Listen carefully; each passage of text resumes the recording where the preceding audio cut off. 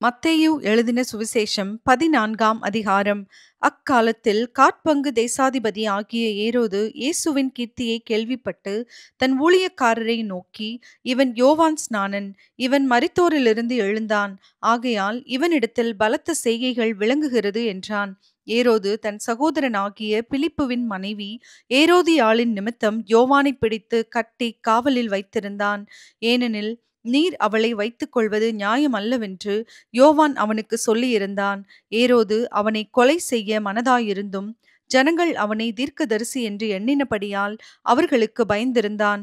அப்படியிருக்க ஏரோதின் ஜென்ம நாள் கொண்டாடப்படுகிற போது ஏரோதியாளின் குமாரத்தி அவர்கள் நடுவே நடனம் பண்ணி ஏரோதை சந்தோஷப்படுத்தினாள். அது நிமித்தம் அவன், நீ எதை கேட்டாலும் தருவேன் என்று அவளுக்கு ஆணையிட்டு வாக்கு கொடுத்தான். அவள் தன் தாயினால் ஏவப்பட்டபடியே யோவான் ஸ்நானனுடைய தலையை இங்கே ஒரு தாளத்திலே எனக்கு தாரும் என்று கேட்டாள். ராஜா துக்கமடைந்தான். ஆகிலும் ஆணையின் நிமித்தமும் பந்தியில் கூட இருந்தவர்களின் நிமித்தமும் அதை கொடுக்க கட்டளையிட்டு ஆள் அனுப்பி காவற்கூடத்திலே யோவானை சிறைச்சேதம் பண்ணுவித்தான். அவனுடைய சிரசை ஒரு தாளத்திலே கொண்டு வந்து சிறு பெண்ணுக்கு கொடுத்தார்கள். அவள் அதை தன் தாயினிடத்தில் கொண்டு போனாள். அவனுடைய சீஷர்கள் வந்து உடலை எடுத்து அடக்கம் பண்ணி பின்பு போய் அந்த சங்கதியை இயேசுவுக்கு அறிவித்தார்கள்.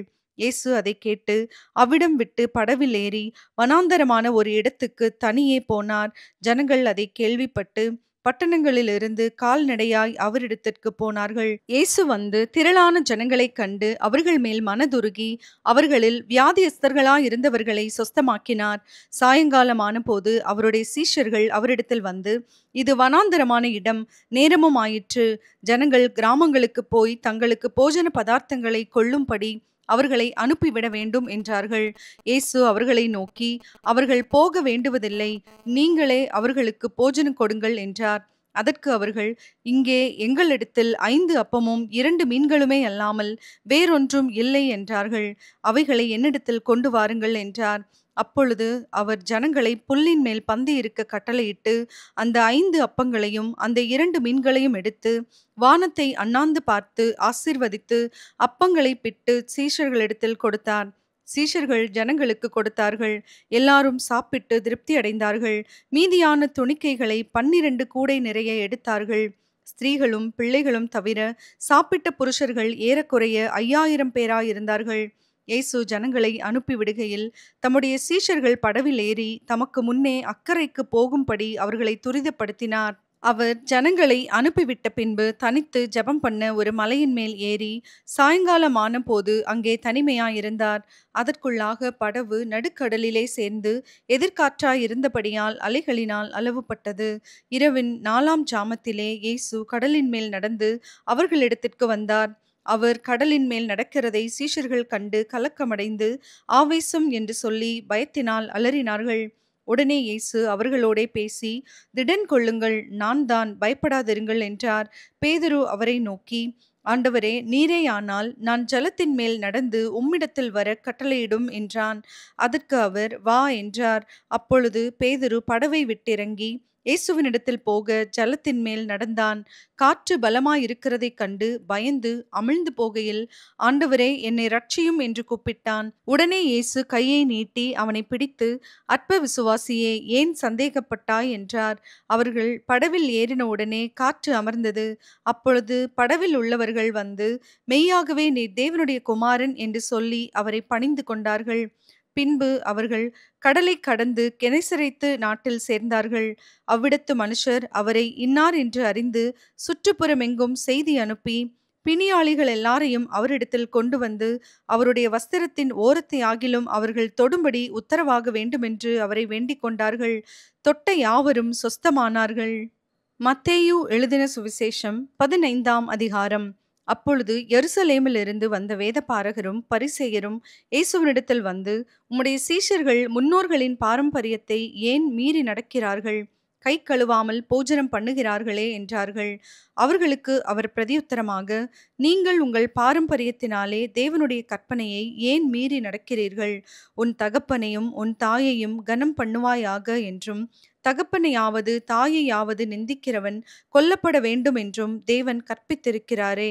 நீங்களோ எவனாகிலும் தகப்பனையாவது தாயையாவது நோக்கி, உனக்கு நான் செய்யத்தக்க உதவி எது உண்டோ அதை காணிக்கையாக கொடுக்கிறேன் என்று சொல்லி, தன் தகப்பனையாவது தன் தாயையாவது கனம் பண்ணாமற் போனாலும் அவனுடைய கடமை தீர்ந்ததென்று போதித்து, உங்கள் பாரம்பரியத்தினாலே தேவனுடைய கற்பனையை அவமாக்கி வருகிறீர்கள். மாயக்காரரே, உங்களைக் குறித்து இந்த ஜனங்கள் தங்கள் வாயினால் என்னிடத்தில் சேர்ந்து தங்கள் உதடுகளினால் என்னை கனம் பண்ணுகிறார்கள். அவர்கள் இருதயமோ எனக்கு தூரமாய் விலகி இருக்கிறது. மனுஷருடைய கற்பனைகளை உபதேசங்களாக போதித்து வீணாய் எனக்கு ஆராதனை செய்கிறார்கள் என்று ஏசாயா தீர்க்கதரிசி நன்றாய் சொல்லி இருக்கிறான் என்றார். பின்பு அவர் ஜனங்களை வரவழைத்து அவர்களை நோக்கி, நீங்கள் கேட்டு உணருங்கள். வாய்க்குள்ளே போகிறது மனுஷனை தீட்டுப்படுத்தாது, வாயிலிருந்து புறப்படுகிறதே மனுஷனை தீட்டுப்படுத்தும் என்றார். அப்பொழுது அவருடைய சீஷர்கள் அவரிடத்தில் வந்து, பரிசேயர் இந்த வசனத்தை கேட்டு இடறலடைந்தார்கள் என்று அறிவீரா என்றார்கள். அவர் பிரதியுத்தரமாக, என் பரமபிதா நடாத நாற்றெல்லாம் வேரோடே பிடுங்கப்படும். அவர்களை விட்டுவிடுங்கள். அவர்கள் குருடருக்கு வழிகாட்டுகிற குருடராயிருக்கிறார்கள். குருடனுக்கு குருடன் வழிகாட்டினால் இருவரும் குழியிலே விழுவார்களே என்றார். அப்பொழுது பேதுரு அவரை நோக்கி, இந்த உவமையை எங்களுக்கு வெளிப்படுத்த வேண்டும் என்றான். அதற்கு இயேசு, நீங்களும் இன்னும் உணர்வில்லாதவர்களா இருக்கிறீர்களா? வாய்க்குள்ளே போகிறதெல்லாம் வயிற்றில் சென்று ஆசன வழியாய் கழிந்து போம் என்பதை நீங்கள் இன்னும் அறியவில்லையா? வாயிலிருந்து புறப்படுகிறவைகள் இருதயத்திலிருந்து புறப்பட்டு வரும். அவைகளே மனுஷனை தீட்டுப்படுத்தும். எப்படியெனில், இருதயத்திலிருந்து பொல்லாத சிந்தனைகளும் கொலைபாதகங்களும் விபசாரங்களும் வேசித்தனங்களும் களவுகளும் பொய் சாட்சிகளும் தூஷணங்களும் புறப்பட்டு வரும். இவைகளே மனுஷனை தீட்டுப்படுத்தும். கை கழுவாமல் சாப்பிடுகிறது மனுஷனை தீட்டுப்படுத்தாது என்றார். பின்பு இயேசு அவ்விடம் விட்டு புறப்பட்டு தீரு சீதோன் பட்டணங்களின் திசைகளுக்கு போனார். அப்பொழுது அந்த திசைகளில் குடியிருக்கிற கானானிய ஸ்திரீ ஒருத்தி அவரிடத்தில் வந்து, ஆண்டவரே, தாவீதின் குமாரனே, எனக்கு இரங்கும். என் மகள் பிசாசினால் கொடிய வேதனைப்படுகிறாள் என்று சொல்லி கூப்பிட்டாள். அவளுக்கு பிரதியுத்தரமாக அவர் ஒரு வார்த்தையும் சொல்லவில்லை. அப்பொழுது அவருடைய சீஷர்கள் வந்து, இவள் நம்மை பின்தொடர்ந்து கூப்பிடுகிறாளே, இவளை அனுப்பிவிடும் என்று அவரை வேண்டிக் கொண்டார்கள். அதற்கு அவர், காணாமற் போன ஆடுகளாகிய இஸ்ரவேல் வீட்டாரிடத்திற்கு அனுப்பப்பட்டேனே அன்றி மற்றபடி அல்லவென்றார். அவள் வந்து, ஆண்டவரே, எனக்கு உதவி செய்யும் என்று அவரை பணிந்து கொண்டாள். அவர் அவளை நோக்கி, பிள்ளைகளின் அப்பத்தை எடுத்து நாய்க்குட்டிகளுக்கு போடுகிறது நல்லதல்ல என்றார். அதற்கு அவள், மெய்தான் ஆண்டவரே, ஆகிலும் நாய்க்குட்டிகள் தங்கள் எஜமான்களின் மேஜையிலிருந்து விழும் துணிக்கைகளை தின்னுமே என்றாள். இயேசு அவளுக்கு பிரதியுத்தரமாக, ஸ்திரீயே, உன் விசுவாசம் பெரிது. நீ விரும்புகிறபடி உனக்கு ஆகக்கடவது என்றார். அந்நேரமே அவள் மகள் ஆரோக்கியமானாள். இயேசு அவ்விடம் விட்டு புறப்பட்டு கலிலேயா கடலருகே வந்து ஒரு மலையின் மேல் ஏறி அங்கே உட்கார்ந்தார். அப்பொழுது சப்பாணிகள், குருடர், ஊமையர், ஊனர் முதலிய அநேகரை திரளான ஜனங்கள் கூட்டிக் கொண்டு இயேசுவினிடத்தில் வந்து அவர்களை அவர் பாதத்திலே வைத்தார்கள். அவர்களை அவர் சொஸ்தப்படுத்தினார். ஊமையர் பேசுகிறதையும் ஊனர் சொஸ்தமடைகிறதையும் சப்பாணிகள் நடக்கிறதையும் குருடர் பார்க்கிறதையும் ஜனங்கள் கண்டு ஆச்சரியப்பட்டு இஸ்ரவேலின் தேவனை மகிமைப்படுத்தினார்கள். பின்பு இயேசு தம்முடைய சீஷர்களை அழைத்து, ஜனங்களுக்காக பரிதபிக்கிறேன். இவர்கள் என்னிடத்தில் 3 நாள் தங்கியிருந்து சாப்பிட ஒன்றுமில்லாதிருக்கிறார்கள். இவர்களை பட்டினியாய் அனுப்பிவிட எனக்கு மனதில்லை. வழியில் சோர்ந்து போவார்களே என்றார். அதற்கு அவருடைய சீஷர்கள், இவ்வளவு திரளான ஜனங்களுக்கு திருப்தியுண்டாகும்படி வேண்டிய அப்பங்கள் இந்த வனாந்தரத்திலே நமக்கு எப்படி அகப்படும் என்றார்கள். அதற்கு இயேசு, உங்களிடத்தில் எத்தனை அப்பங்கள் உண்டு என்று கேட்டார். அவர்கள் 7 அப்பங்களும் சில சிறு மீன்களும் உண்டு என்றார்கள். அப்பொழுது அவர் ஜனங்களை தரையில் பந்தி இருக்க கட்டளையிட்டு அந்த 7 அப்பங்களையும் அந்த மீன்களையும் எடுத்து ஸ்தோத்திரம் பண்ணி பிட்டு தம்முடைய சீஷர்களிடத்தில் கொடுத்தார். சீஷர்கள் ஜனங்களுக்கு பரிமாறினார்கள். எல்லாரும் சாப்பிட்டு திருப்தி அடைந்தார்கள். மீதியான துணிக்கைகளை 7 கூடை நிறைய எடுத்தார்கள். ஸ்திரீகளும் பிள்ளைகளும் தவிர சாப்பிட்ட புருஷர் 4000 பேராயிருந்தார்கள். அவர் ஜனங்களை அனுப்பிவிட்டு படவில் ஏறி மக்தலாவின் எல்லைகளில் வந்தார். மத்தேயு எழுதின சுவிசேஷம் 16ஆம் அதிகாரம். பரிசேயரும் சதுசேயரும் அவரை சோதிக்கும்படி அவரிடத்தில் வந்து, வானத்திலிருந்து ஓர் அடையாளத்தை தங்களுக்கு காண்பிக்க வேண்டும் என்று கேட்டார்கள். அவர்களுக்கு அவர் பிரதியுத்தரமாக, அஸ்தமனமாகிற போது செவ்வானம் இட்டிருக்கிறது, அதனால் வெளி வாங்கும் என்று சொல்லுகிறீர்கள். உதயமாகிற போது செவ்வானமும் மந்தாரமுமாயிருக்கிறது. அதனால் இன்றைக்கு காற்றும் மழையும் உண்டாகும் என்று சொல்லுகிறீர்கள். மாயக்காரரே, வானத்தின் தோற்றத்தை நிதானிக்க உங்களுக்கு தெரியுமே, காலங்களின் அடையாளங்களை நிதானிக்க உங்களால் கூடாதா? இந்த பொல்லாத விபசார சந்ததியார் அடையாளம் தேடுகிறார்கள். யோனா தீர்க்கதரிசியின் அடையாளமே அன்றி வேறே அடையாளம் இவர்களுக்கு கொடுக்கப்படுவதில்லை என்று சொல்லி அவர்களை விட்டு புறப்பட்டு போனார். அவருடைய சீஷர்கள் அக்கரை சேர்ந்தபோது அப்பங்களை கொண்டு வர மறந்து போனார்கள். இயேசு அவர்களை நோக்கி, பரிசேயர் சதுசேயர் என்பவர்களின் புளித்த மாவை குறித்து எச்சரிக்கையாயிருங்கள் என்றார். நாம் அப்பங்களை கொண்டு வராதபடியால் இப்படி சொல்லுகிறார் என்று அவர்கள் தங்களுக்குள்ளே யோசனை பண்ணி கொண்டார்கள். இயேசு அதை அறிந்து, அற்ப விசுவாசிகளே, அப்பங்களை கொண்டு வராததை குறித்து நீங்கள் உங்களுக்குள்ளே யோசனை பண்ணுகிறதென்ன? இன்னும் நீங்கள் உணரவில்லையா? 5 அப்பங்களை 5000 பேருக்கு பகிர்ந்ததையும், மீதியானதை எத்தனை கூடை நிறைய எடுத்தீர்கள் என்பதையும், 7 அப்பங்களை 4000 பேருக்கு பகிர்ந்ததையும், மீதியானதை எத்தனை கூடை நிறைய எடுத்தீர்கள் என்பதையும் நீங்கள் நினைவு கூறாமல் இருக்கிறீர்களா? பரிசேயர் சதுசேயர் என்பவர்களின் புளித்த மாவுக்கு எச்சரிக்கையா இருக்க வேண்டும் என்று நான் சொன்னது அப்பத்தை குறித்து சொல்லவில்லை என்று நீங்கள் உணராதிருக்கிறது எப்படி என்றார்.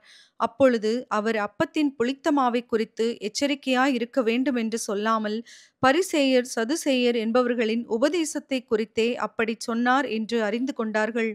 பின்பு இயேசு பிலிப்பு செசரியாவின் திசைகளில் வந்தபோது தம்முடைய சீஷரை நோக்கி, மனுஷகுமாரனாகிய என்னை ஜனங்கள் யார் என்று சொல்லுகிறார்கள் என்று கேட்டார். அதற்கு அவர்கள், சிலர் உம்மை யோவான் ஸ்நானன் என்றும், சிலர் எலியா என்றும், வேறு சிலர் எரேமியா அல்லது தீர்க்கதரிசிகளில் ஒருவர் என்றும் சொல்லுகிறார்கள் என்றார்கள். அப்பொழுது அவர், நீங்கள் என்னை யார் என்று சொல்லுகிறீர்கள் என்று கேட்டார். சீமோன் பேதுரு பிரதியுத்தரமாக, நீர் ஜீவனுள்ள தேவனுடைய குமாரனாகிய கிறிஸ்து என்றான். இயேசு அவனை நோக்கி, யோனாவின் குமாரனாகிய சீமோனே, நீ பாக்கியவான். மாம்சமும் இரத்தமும் இதை உனக்கு வெளிப்படுத்தவில்லை, பரலோகத்தில் இருக்கிற என் பிதா இதை உனக்கு வெளிப்படுத்தினார். மேலும் நான் உனக்கு சொல்லுகிறேன், நீ பேதுருவாய் இருக்கிறாய். இந்த கல்லின் மேல் என் சபையை கட்டுவேன், பாதாளத்தின் வாசல்கள் அதை மேற்கொள்வதில்லை. பரலோக ராஜ்யத்தின் திறவுகோல்களை நான் உனக்கு தருவேன். பூலோகத்திலே நீ கட்டுகிறது எதுவோ அது பரலோகத்திலும் கட்டப்பட்டிருக்கும், பூலோகத்திலே நீ கட்டவிழ்ப்பது எதுவோ அது பரலோகத்திலும் கட்டவிழ்க்கப்பட்டிருக்கும் என்றார். அப்பொழுது தாம் கிறிஸ்துவாகிய இயேசு என்று ஒருவருக்கும் சொல்லாதபடிக்கு தம்முடைய சீஷர்களுக்கு கட்டளையிட்டார். அது முதல் இயேசு தாம் எருசலேமுக்கு போய் மூப்பராலும் பிரதான ஆசாரியராலும் வேதபாரகராலும் பல பாடுகள் பட்டு கொலையுண்டு 3ஆம் நாளில் எழுந்திருக்க வேண்டும் என்பதை தம்முடைய சீஷர்களுக்கு சொல்லத் தொடங்கினார்.